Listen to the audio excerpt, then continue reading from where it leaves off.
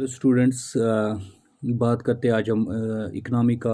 जो मैंने आपको पहले से बताया, पार्ट 30, टोटल 30 पार्ट्स में मैं इसको आपके सामने लाऊंगा। तो आज पार्ट सेकंड में इकनॉमी के आप लोगों के सामने ला रहा हूं। तो शेयर स्टार्ट करने से पहले आप लोगों से यही मेरी रिक्वेस्ट है कि इस चैनल को ज़्यादा से ज़्यादा सब्सक्राइब करो, ज़्यादा से ज़्यादा शेयर करो, और अगर मेरा वीडियो अच्छा लगे तो लाइक भी करना। अब जो जब टॉपिक नंबर 2 आज है, या पार्ट 2 इकोनॉमिक्स का, चाहे जो भी JKSSB एग्ज़ाम हो या JKPSC एग्ज़ाम हो, तो सब एग्ज़ामों के लिए, या बाकी जो एकेडमिक एग्ज़ाम्स हो, तो हर एक एग्ज़ाम के लिए इम्पॉर्टेंट क्वेश्चंस रहेंगे एग्ज़ाम पॉइंट ऑफ व्यू की तरह। अगर हम देखें तो हमारा आज पहला क्वेश्चन जो निकलता है, which bank has largest number of branches in India. आपको याद रखना होगा, इंडिया में सबसे ज़्यादा ब्रांचेस किस बैंक को है। जैसे कि through out the world, not only in India but through out the world, किस बैंक को सबसे ज़्यादा ब्रांच है, that is state bank of India. SBI आपको याद रखना होगा, स्टेट बैंक ऑफ इंडिया को सबसे ज़्यादा ब्रांचेस है इन इंडिया के बैंकों में। उसके बाद पॉइंट नंबर 2 जो आज है, who is the first Indian, who is the Indian, या who is the first Indian to got Nobel prize in economics. आपको बताना है कि इंडिया का कौन सी पर्सनैलिटी है जिसने नोबेल प्राइज इकोनॉमिक्स में लिया है। तो that is Amartya Sen, AMARTY। Amartya Sen is the first person India who was awarded Nobel prize in economics. और वो भी कब दिया गया था, 1998 में। तो 1998 में नोबेल प्राइज़ दिया इंडिया में अमृता सिन को। और ये नोबेल प्राइज़ इंडिया में इकोनॉमिक्स में भी इसी एक बंदे को मिला है आज तक, और इसको 1998 में मिला है। और ये नोबेल प्राइज़ जो है, इससे पहले इकोनॉमिक्स नहीं था, वो भी कभी कभार क्वेश्चन पूछा जाता है। इकोनॉमिक्स बाद में इसमें लाया गया। पहले नोबेल प्राइज़ खाली फिजिक्स, केमिस्ट्री, मेडिसिन या पीस या लिटरेचर के लिए दिया जाता था। और बाद में 1969 में, याद रखना, 1969 में एक और ऐड किया गया सब्जेक्ट, दैट इज इकोनॉमिक्स। तो बाद में इकोनॉमिक्स में भी नोबेल प्राइज़ देने लगा। अब इकोनॉमिक्स में इंडिया के एक ही बंदे ने लिया है, दैट इज अमृत सिंह। तो Amrit Singh exam point of view से बहुत इंपॉर्टेंट है, क्योंकि इकोनॉमिक्स का जब बात होती है तो इकोनॉमिक्स में ये क्वेश्चन पूछा जाता है कि इकोनॉमिक्स में किसने नोबेल प्राइज़ लिया, दैट इज अमृत सिंह, 1998। उसके बाद इसी अमृत सिंह को बाद में 1999 में भारत रत्न अवार्ड भी दिया गया था।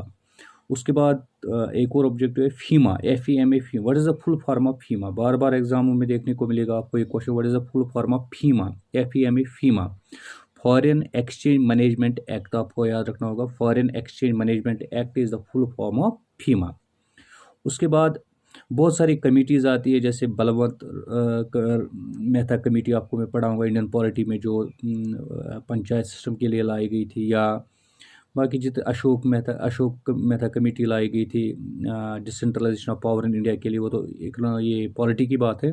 मगर इकोनॉमिक्स में मैं आपको यहाँ पे एक कमेटी पढ़ रहा हूँ, आबिद हुसैन कमेटी। ये आबिद हुसैन कमेटी किसके लिए लाई गई थी, क्या मकसद था इसका मकसद था रिफॉर्म इन स्मॉल इंडस्ट्रीज। आपको पूछा जाता है, Abid Hussain committee was related to what? It was related to reform in small industries in India. या which committee was introduced in India to reform small industries? That was Abid Hussain committee. उसके बाद next objective है, आपने सुना होगा term hot money. Economics में एक term होती है हॉट मनी। ये हॉट मनी, हॉट नहीं, हॉट, HOT, हॉट मनी किसके लिए इस्तेमाल की जाती है।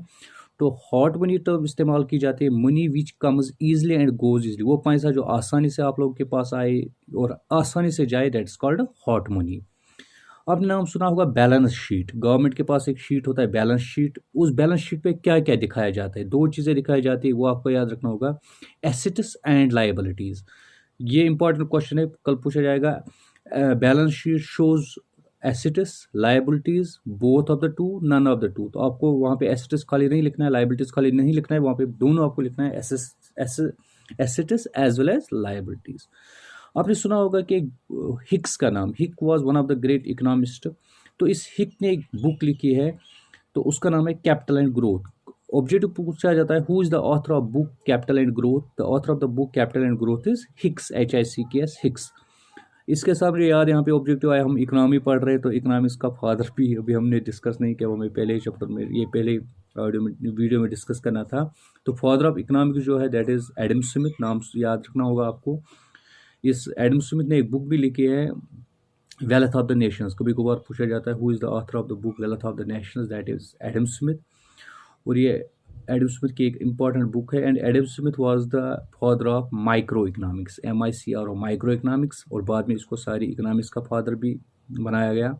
और अगर हम मैक्रो MACRO मैक्रो इकोनॉमिक्स की बात करें तो the father of macro economics is not Adam Smith, तो वहाँ पे रेकीज है, तो वो आपको याद रखना होगा।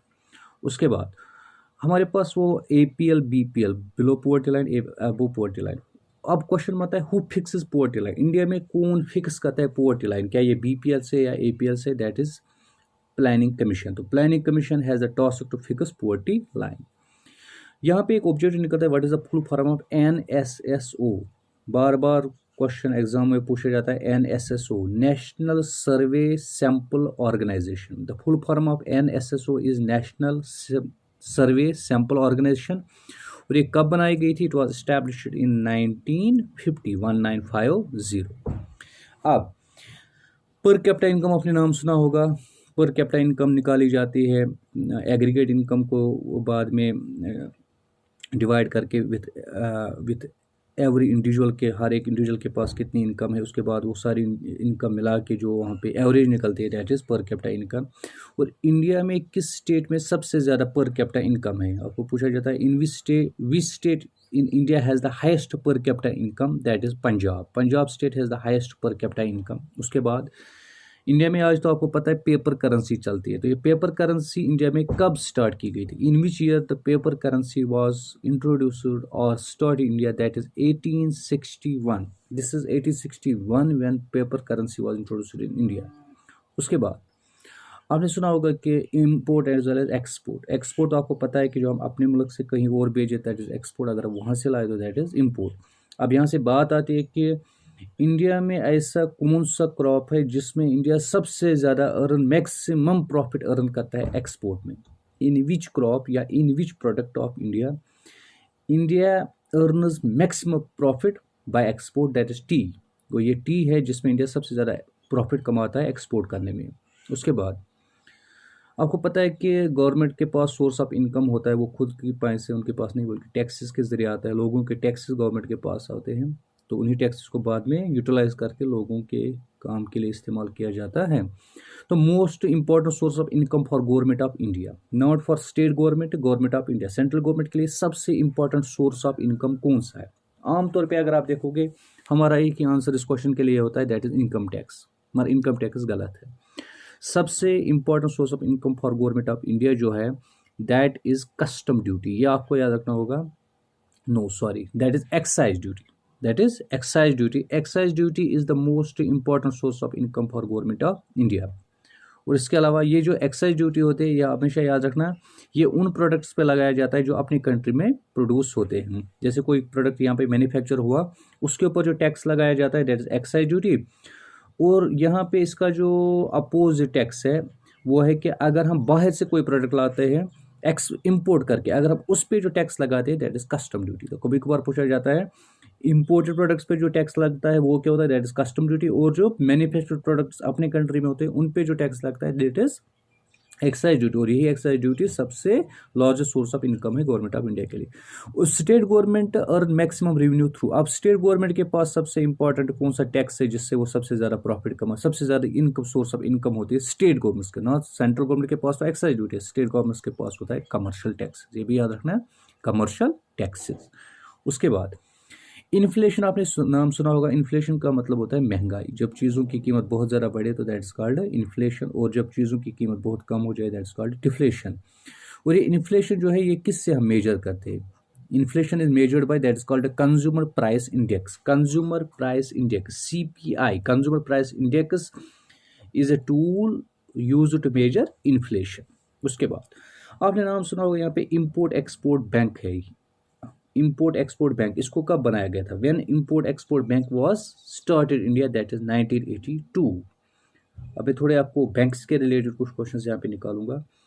नेशनल हाउसिंग बैंक आपने नाम सुना होगा, when was national housing bank established in India that is 1988।